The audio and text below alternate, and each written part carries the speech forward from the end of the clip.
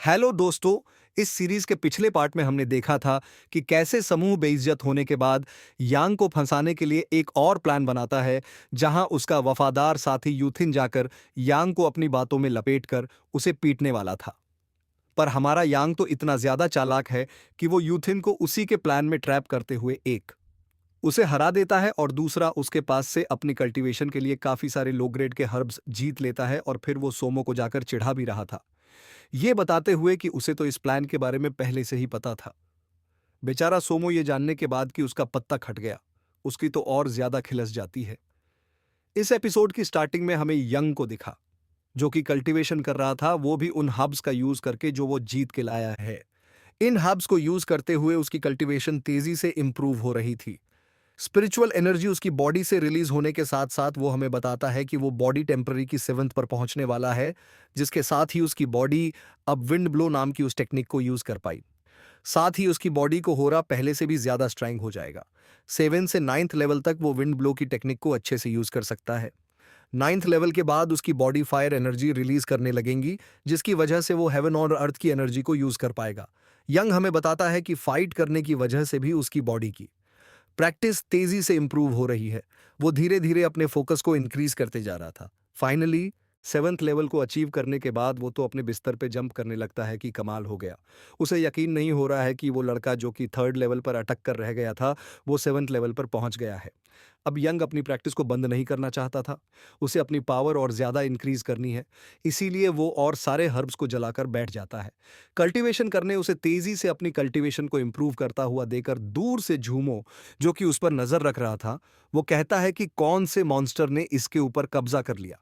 आखिर ये इतनी तेजी से ब्रेक थ्रू कैसे कर रहा है। सुबह ही इधर इसे 5th लेवल पर देखा था और ये अचानक से 7th लेवल पर पहुंच गया। सुमो वहां पर अपनी पूरी गंग के साथ आया था। उन सभी ने मास्क लगाकर चुपके चुपके यंग पर नजर रखने का प्लान बनाया था। यो दिन कहता है कि बॉस हमें शोभा देता है, क्या हम आधी रात को इस बकवास से लड़के पर नजर रख रहे हैं? अगर आप चाहे तो इसे कल्टीवेशन कंप्लीट करने के बाद आप सुबह चैलेंज करके इसके अच्छे से धुलाई कर सकते हैं। की बातें सुनने के बाद हमारा सुमू कहता है कि पागल हो गया है क्या, जिस तरीके से उसने तेरी घटिया खड़ी की। तुझे क्या लगता है कल्टीवेशन कंप्लीट करने के बाद ये मुझे नहीं पीटेगा? मैं सुमू इसके हाथों से मार खाने के बाद मेरी कैसी इज्जत रह जाएगी सबके सामने। इसलिए मैंने जो प्लान में हम उसी पर काम करेंगे, और फिर हमें पता लगता है कि हमारे सुमो का प्लान क्या है। कहता है कि सीनियर ब्रदर, अगर हम चुपके से जाकर इसे पीछे से मारेंगे तो हमारी क्या इज्जत रह जाएगी। अगर लोगों को पता लग गया तो वो कहेंगे कि हमने इतना बड़ा इल्लीगल काम किया है, किसी पर स्नेक अटैक किया है। पर सुमो तो उन सभी को डांटते हुए कह रहा था कि अपनी बकवास बंद करो, मुझे बस ये जानना है कि ये तेजी से अपनी कल्टीवेशन को कैसे इंप्रूव कर रहा है। इसलिए हमें बस इसके सोने का इंतजार करना है। जैसे ये सो जाएगा, हम जाएंगे, इसे मारकर बोरे में बंद कर देंगे, और फिर इसके पूरे घर की तलाशी लेने के बाद हम पता लगाएंगे कि ऐसी कौन सी चीज है जिसका यूज करने के बाद इसकी कल्टीवेशन इंप्रूव हो रही है। वो उन सभी को अभी भी डरता दे करके कहता है कि फिक्र मत करो, मेरे ग्रैंडफादर सेकंड एल्डर है, इसलिए जो कुछ भी होगा मैं उसकी रिस्पॉन्सिबिलिटी ले लूंगा। अगर किसी को भी पता लगा तो तुम मेरे ऊपर इल्जाम लगाकर पीछे से निकल जाना, ठीक है? अब ये सुनने के बाद उसके चमचे रेडी हो जाते हैं, लेकिन उन्हें खुद पर कॉन्फिडेंस अभी भी नहीं था। वो सभी आपस में डिस्केनस करते हुए कह रहे थे कि क्या तुम्हें लगता है कि तुम सभी यहाँ का को पिट सकते हो? वो सभी लोग तो एक साथ अपनी गर्दन में हिलाते हुए मना करने लगते हैं। काफी देर तक वेट करने की वजह से सोनू को लग रहा था कि यहाँ का ही सो गया है। इसलिए वो अपने 2 चमचों को आगे भेजकर कह रहा था कि जाकर चेक करो कि वो सोया है कि नहीं, और अगर सोए तो उसे पिट कर लाल कर देना। वो दोनों आगे तो बढ़ते हैं, लेकिन जैसे ही यहाँ के घर के आगे पहुंचते हैं, वहां जाकर बेहोश हो गया। गए थे या समूह को समझ नहीं आता कि आखिर ये दोनों बिना किसी अटैक के हिट होकर गिर कैसे गए। पर का दिमाग बहुत तेज था। वो समझ जाता है कि ये दोनों चमचे एक्टिंग कर रहा है ताकि उन्हें जाकर यान को पीटना ना पड़े। वो तो कहता है कि ब्रदर आप आके मत जाइए, हो सकता है कोई खतरा हो, मैं जाकर चेक करता हूं। और फिर वो ये कहते हुए आगे बढ़ने लगता है कि मुझे भी एक्टिंग करनी होगी, वरना तो ये मुझे फंसा देंगे। वहां जाने के बाद वो देखता है कि सच में ये दोनों एक्टिंग कर रहे हैं, तो वो भी ऐसा एक्टिंग करने लगता है जैसे कि वो किसी पॉइजनस गैस से इफेक्ट हो गया हो। वो कहता है कि सीनियर ब्रदर कहां से चले जाइए, वरना आपको भी ये गैस इफेक्ट कर देगा।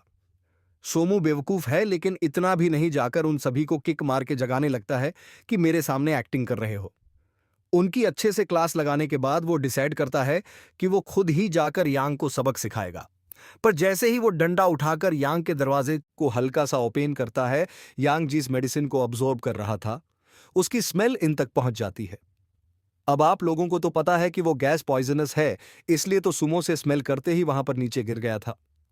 उसकी ऐसी हालत देखने के बाद ये तीनों चमचे कह रहे थे कि बॉस, आपने हमें कहा कि एक्टिंग मत करो, लेकिन अब आप खुद एक्टिंग कर रहे हैं। पास जाने के बाद वो कह रहे थे कि बॉस, आपकी एक्टिंग तो सच में बहुत ज्यादा रियल है।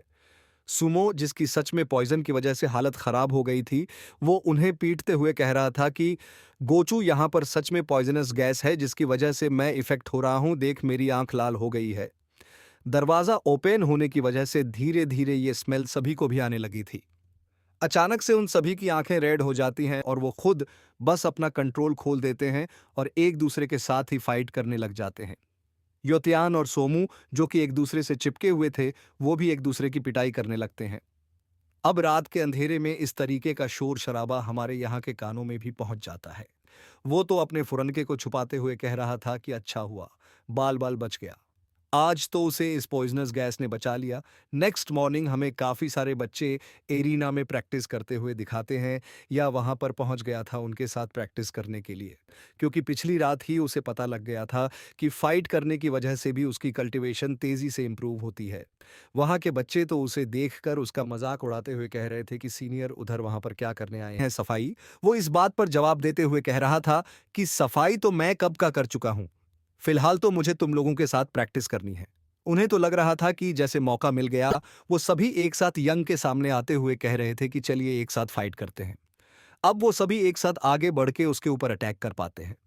हमारा यांग उन्हें रोकते हुए कह रहा था कि पहले मैं तुमसे थोड़ा सेक्ट रूल के बारे में डिस्कस तो कर लूं। सेक्ट रूल के हिसाब से अगर आपको कोई स्टूडेंट चैलेंज करता है तो फिर आप एक हफ्ते तक किसी और डिसेपल के साथ फाइट नहीं कर सकते, लेकिन आप एक बारी में कितने भी लोगों को चैलेंज कर सकते हो, है ना? वो सभी जूनियर्स थे, इसलिए उन्हें ज्यादा डिटेल में नहीं पता था। तो वो कहते हैं कि हाँ सीनियर, आपने बिल्कुल ठीक कहा। यान कहता है कि मैं जीतने लोगों को के साथ फाइट करूंगा, मेरी कल्टीवेशन उतनी तेजी से इंप्रूव होगी, और हाल फिलहाल में मैंने कोई चैलेंज नहीं हारा, इसलिए वो उन सभी से कहता है कि मैं अकेले तुम सभी को एक साथ चैलेंज करूंगा। अब वो सभी लोग तो सोच रहे थे कि अच्छा बकरा मिल गया है, करने के लिए तो वो भी खुशी खुशी रेडी हो जाते हैं। यांग ने उनकी कम नॉलेज का फायदा उठाते हुए उनके साथ फाइट स्टार्ट कर दी थी। एक जूनियर तो एक काफी पावरफुल फ्रिज तैयार करते हुए यांग के मुंह पर मारने वाला था, लेकिन उसकी बॉडी इतनी ज्यादा हार्ड थी कि इस बनने के हाथ में दर्द हो जाता है। वो तो अपने बाकी साथियों से कह रहा था कि मेरा तो हाथ ही टूट गया, इनकी बॉडी बहुत ज्यादा हार्ड है। बट दूसरा वाला, मेरा बच्चा, उसे मोटिवेट करते हुए कह रहा था कि इन्हें तो हर कोई हरा देता है, तुम भी हरा दोगे, कोशिश करते रहो। पर यंग उसकी बकबक से इतना ज्यादा परेशान हो जाता है कि सबसे पहले पंच मारकर उसी का खेल खत्म कर चुका था। बच्चे तो ये अटैक देखने के बाद शॉक रह जाते हैं कि आखिर ये सीनियर कब स्ट्रैंग हो गए। यंग तो कहता है कि डरो मत, तुम सभी एक साथ अटैक करो, बिंदास, बस फिर क्या था, वो सभी एक साथ टूट पड़ते हैं। जहां पहले तो यंग के अटैक्स को डॉज कर रहा था और फिर 115 में ही सभी को ढेर करते जा रहा था। उसके पुंचेस और किक्स इतने ज्यादा स्टेनफुल थे कि किसी बच्चे को दोबारा खड़े होने का मौका ही नहीं मिलता। यंग काई ने अब तक काफी सारे स्टूडेंट्स को पछाड़ दिया था, इसलिए वो बाकियों से कहता है कि तुम भी शर्माओ मत आगे आप, पर वो सभी तो डर जाते हैं। वो कहते हैं कि जाकर सीनियर सोमो से इसकी शिकायत करनी होगी ताकि वो आकर इसे अच्छा मजा चखाए। आधे बच्चे तो उठ के चले जाते हैं, सिर्फ एक ही बंदा रह जाता है। यंग तो सोच रहा था कि कहीं मैंने कुछ ज्यादा जोर से तो लात नहीं मार दी। यंग उस बंदे की हेल्प करना चाहता था, लेकिन वो बंदा अब यंग से इतना ज्यादा डर जाता है कि अपनी लंगड़ी टांग के साथ वहां से भाग गया था। इधर दूसरी तरफ हमने सुमो को दिखाते हैं, जो इस बात पर गुस्सा कर रहा था कि तो वो रात में देर तक फाइट करता रहा और सुबह भी उसकी आंख देर से खुली।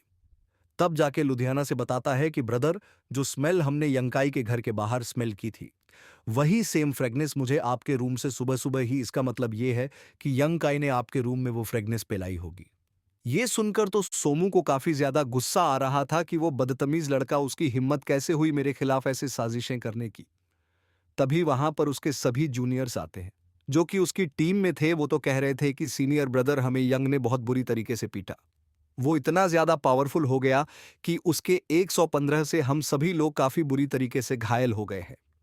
अब अपने लोगों की ऐसी हालत देखने के बाद तो सोमू को यहां पर और ज्यादा गुस्सा आ रहा था। उसे समझ नहीं आता कि वो उसे कैसे सबक सिखाए। तभी उद्यान कहता है कि बॉस, जो फ्रेंडनेस हमने रात को स्माइल की थी, उसे स्माइल करने के बाद लोग पागल हो जाते हैं, अपना कंट्रोल खो देते हैं और किसी से भी फाइट करने लगते हैं। कहीं यहाँ के सभी चैलेंजेस जीतने की वजह यही तो नहीं कि कहीं वो उसी फ्रेंडनेस का यूज करता हो बच्चों पर, या फिर वो किसी खास तरीके की जड़ी बूटी का यूज करके अपनी कल्टीवेशन बढ़ा रहा हो। अब यूतियाओं की बातों से तो हमारे समूह का खून आधा किलो जल चुका था। उस पर तो वो लंबी टांग वाला डिसेबल आकर कहता है कि बॉस, आपको हमारे लिए उस यंग से बदला लेना होगा। ये सभी तो ऐसे बिहेव कर रहे थे जैसे कि जंग में शहीद होकर आए हो। सुमू तो दांत पीसते हुए कह रहा था कि मैं उस कमीने को जान से मार दूंगा, यहां जो कि उन सब में सबसे ज्यादा समझदार और थोड़ा बेवकूफ भी है। वो अपने मन में सोच रहा था कि यंका की स्ट्रेंथ तो बहुत ज्यादा बढ़ गई है, अब तो मेरे पास बचने का कोई रास्ता नहीं, क्योंकि उसने मेरा चेहरा भी देख लिया। इसका मतलब अगला नंबर मेरा है, मुझे ही कुछ करना होगा। तो वो हमारे समूह के सामने आते हुए कह रहा था कि बॉस, मुझे लगता है कि ये दुनिया एक खेल है, कोई जीत जाता है, कोई हार जाता है, हमें इस बात को जाने देना होगा। अपनी किस्मत समझकर ज्यादा गुस्सा हमारी सेहत के लिए अच्छा नहीं। आपको गुस्सा थूक देना चाहिए। गुस्सा थूकने की बजाय तो उसका गुस्सा इसकी बातें सुनने के बाद बढ़ता जा रहा था।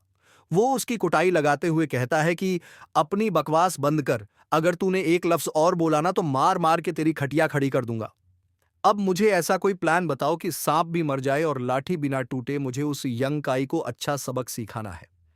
पहले तो ये होती है, बहुत कोशिश करता है कि वो उसे रोक ले। वो कहता है कि सीनियर ब्रदर, गुस्सा हमारी सेहत के लिए सही नहीं है, थूक तो। पर फिर उसे भी समझ आ गया था कि उसके सीनियर ब्रदर बिना बदला लिए शांत नहीं होने वाले, इसलिए प्लान पूछने पर वो उसके कान में कुछ घुस, जिसे सुनकर वो कह रहा था कि क्या ये काम करेगा। उसके यहां बोलने पर वो कहता है कि ठीक है, जो तुमने कहा है वैसा ही करना। नेक्स्ट सीन में हमें को दिखाते हैं जो एक के किनारे बैठकर यही सोच रहा था कि पिछले कुछ दिनों से वो सिर्फ 7th लेवल पर ही अटका हुआ है। पर खास बात यह है कि उस सोल स्टोन ने 4th लेवल को भी अनलॉक कर लिया, जिसकी वजह से उसे न्यू मार्शल आर्ट मूव्स मिले हैं, जिसका नाम ट्रू है।